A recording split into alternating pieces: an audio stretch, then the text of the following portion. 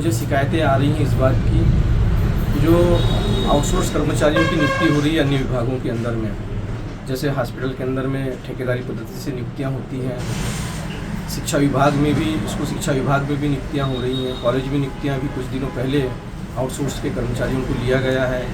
राजस्व विभाग में भी जो कर्मचारी काम कर रहे हैं, महिला बाल विकास विभाग में भी कुछ कर्मचारी नए आ रहे हैं आउटसोर्स के माध्यम से। तो मुझे ये सूचना मिल रही है कि जिन कंपनियों को, चाहे वो गुजराती कंपनियां हों, चाहे राजस्थान की कंपनियां हों, चाहे वो सीट कंपनी जो काम कर रही है हमारे पूरे प्रदेश के अंदर में, इनके कर्मचारियों के द्वारा जब आवेदन हमारे यहाँ के हितग्राही करते हैं तो उनसे लंबी पैसों की मांग की जाती है। मुझे ये सूचना मिली है कि अभी शिक्षा विभाग में और स्वास्थ्य विभाग में और उच्च शिक्षा विभाग में भी कुछ नियुक्तियाँ हुई हैं, जिसमें 2-2 लाख रुपए इनसे लिए गए हैं। और अभी स्कूल शिक्षा विभाग में और महिला बाल विकास में नियुक्तियाँ होना बाकी हैं। जिन हितग्राहियों से कहा गया है कि आप 2 लाख रुपए जो जमा करेगा उनकी हम नियुक्तियाँ करेंगे। उसके बाद नियुक्ति हो जाने के बाद में भी इन लोगों के पेमेंट जो होते हैं 27,000 से लेकर 22,000, 20,000, 17,000 रुपये पेमेंट इनके होते हैं। लेकिन इनको डायरेक्ट इनके खाते में राशि ना जा करके, मानदेय की राशि ना जा करके कंपनी इनका पेमेंट करती है और बड़ी राशि इनके पेमेंट से हर महीने काट लेती है। लगभग 6-7,000, 8,000 रुपये तक काट करके इन लोगों को पेमेंट करती है।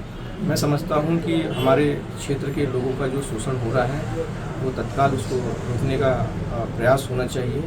मैं आने वाले समय में कलेक्टर को भी इस बात के लिए अवगत कराऊंगा और जब भोपाल जाऊंगा तो माननीय मुख्यमंत्री जी से भी अवगत कराऊंगा कि ऐसे जो कंपनियां हैं उन पर कड़ी निगरानी रखी जाए और जिस तरह से हमारे हितग्राहियों का शोषण हो रहा है इस शोषण को रोका जाए। इस बात की जानकारी है कि कौन सी कंपनियां हैं जो काम कर रही हैं? कुछ कंपनियों की जानकारी अभी ऐसी लग नहीं पाई है, लेकिन मैं तत्काल ही इसकी जानकारी निकालता हूं कि अन्य विभागों में, क्योंकि हमें ऐसी सूचना मिली है कि 4 से 5 कंपनियां मध्य प्रदेश के अंदर में काम कर रही है जो अलग अलग विभागों का काम देखती है।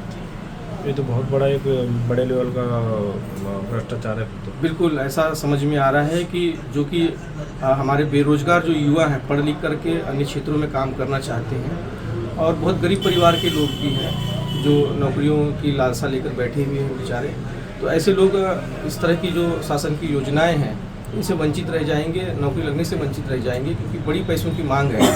तो गरीब परिवार का जो बच्ची है वो इन जॉब तक नहीं जा पाएंगे। यदि आप ये वीडियो YouTube पर देख रहे हैं तो हमारे चैनल को सब्सक्राइब करें और बेल आइकन को दबाना ना भूलें। अगर आप Facebook पर ये वीडियो देख रहे हैं तो हमारे पेज को लाइक करें। आप हमारे WhatsApp चैनल बंसल न्यूज को फॉलो कर हर दिन लाइव अपडेट्स भी पा सकते हैं।